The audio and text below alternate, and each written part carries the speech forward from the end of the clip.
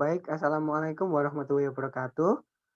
Salam sejahtera bagi kita semua. Semoga kita masih diberi kesehatan oleh Tuhan Yang Maha Esa. Kami dari kelompok 12 mata kuliah pengantar ilmu ekonomi, kelas hubungan internasional A akan mempresentasikan materi makroekonomi tentang foreign direct investment atau investasi asing langsung. Sebelumnya, di sini dari kelompok 12, anggota kelompoknya yang pertama adalah Ayimai Febriani, Bisaf Ahmadi, dan Syaiful Islami.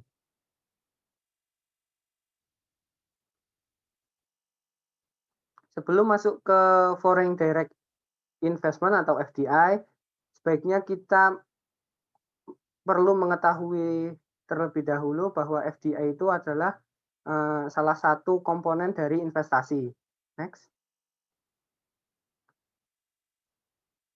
Investasi sendiri adalah bagian dari GDP yang menghubungkan antara masa kini dan masa depan. Yang artinya investasi adalah sebuah perilaku ataupun sebuah kegiatan yang dilakukan sekarang kemudian berharap mendapatkan keuntungan untuk masa depan. Dalam kali ini kita akan membahas beberapa contoh dari investasi, walaupun sebenarnya investasi sendiri itu banyak macamnya. Yang pertama adalah business fixed investment atau investasi bisnis tetap, kemudian residential investment, dan inventory investment. Next.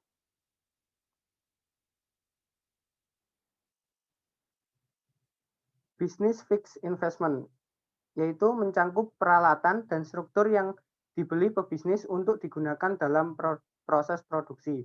Model standar dari investasi tetap bisnis disebut dengan model investasi neoklasik, yang meneliti manfaat dan biaya bagi perusahaan yang memiliki barang modal.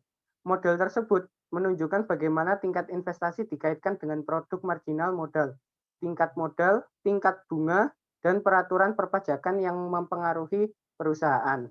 Jadi contohnya itu seperti ketika ada sebuah perusahaan membeli beberapa peralatan untuk agar proses produksinya itu jauh lebih cepat dan bisa digunakan dengan jangka panjang. Next. Yang kedua adalah residential investment, yang mencangkup rumah baru yang dibeli orang-orang untuk tinggal dan yang dibeli tuan tanah untuk desawakan. Yang artinya jika ada perseorangan ataupun suatu perusahaan itu membeli beberapa tanah atau rumah kemudian disewakan untuk orang lain yang keuntungannya bisa dinikmati di masa depan. Next.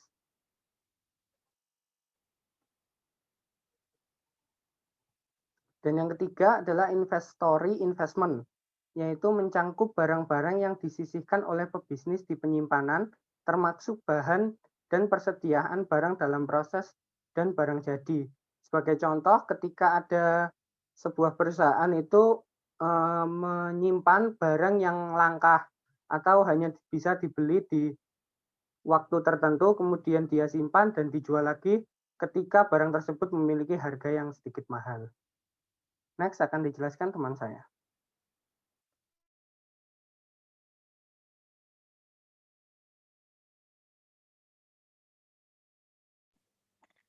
Oke, selanjutnya ada foreign direct investment atau investasi langsung luar negeri, merupakan salah satu ciri penting dari sistem ekonomi yang kian mengglobal.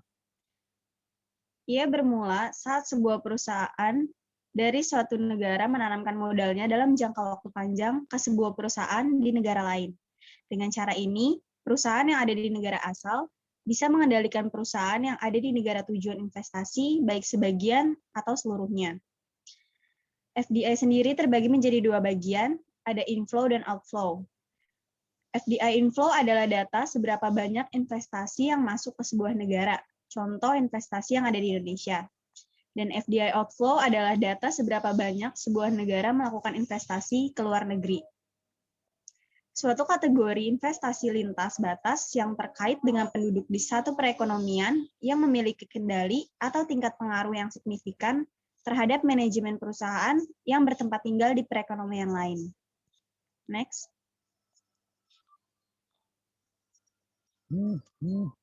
Jenis-jenis FDI.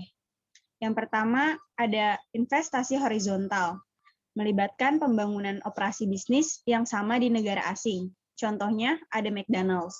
Yang kedua, investasi vertikal, berlangsung di tingkat rantai pasokan yang berbeda dari negara asal. Contohnya, McDonald's mengakuisisi peternakan skala besar di Indonesia untuk memproduksi daging untuk restoran mereka. Dan yang ketiga, investasi konglomerat, melibatkan investasi dalam bisnis yang tidak terikat dengan bisnis perusahaan induk.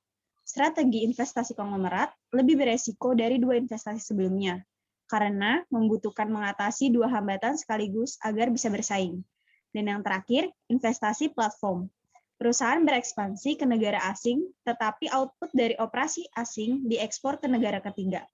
Investasi ini biasanya terjadi di wilayah yang berbiaya rendah di area perdagangan bebas. Next. 4 manfaat utama dari FDI. Yang pertama, Research Transfer Effect. FDI membawa modal, teknologi, dan sumber daya manajemen. Yang kedua, Employment Effect. FDI membawa pekerjaan. Yang ketiga, Balance of Payment Effect. FDI membantu sebuah negara untuk mencapai sebuah current account surplus. Dan yang terakhir, Effect on Competition and Economic Growth. Investasi greenfield dapat meningkatkan tingkat persaingan di pasar, menurunkan harga, dan meningkatkan kesejahteraan konsumen. Next. Selanjutnya ada kerjasama internasional. Lanjut slide-nya. Kerjasama dalam FDI Foreign Direct Investment atau investasi langsung luar negeri adalah salah satu ciri penting dari sistem ekonomi. Yaitu ada dua, home country, negara yang memberikan investasi, dan host country. Next.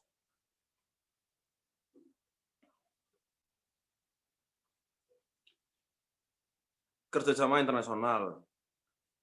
Kerjasama internasional baik di bawah naungan organisasi internasional maupun bilateral dapat membantu dan memperkuat upaya terkait FDI dari negara tuan rumah, negara asal, dan perusahaan multinasional. Nilai tambah dari kerjasama dalam konteks negara asal atau negara maju secara lebih luas terletak pada kenyataan bahwa bidang untuk tindakan kebijakan yang disarankan di atas tidak dapat dengan mudah dilakukan oleh negara-negara yang berternak sendiri. Terima kasih atas perhatiannya, kurang lebihnya mohon maaf. Demikian akhir presentasi dari kelompok kami. Semoga bermanfaat untuk kita semua. Semoga apa yang disampaikan barusan adalah awal untuk kita menerjang badai ke depan. Terima kasih.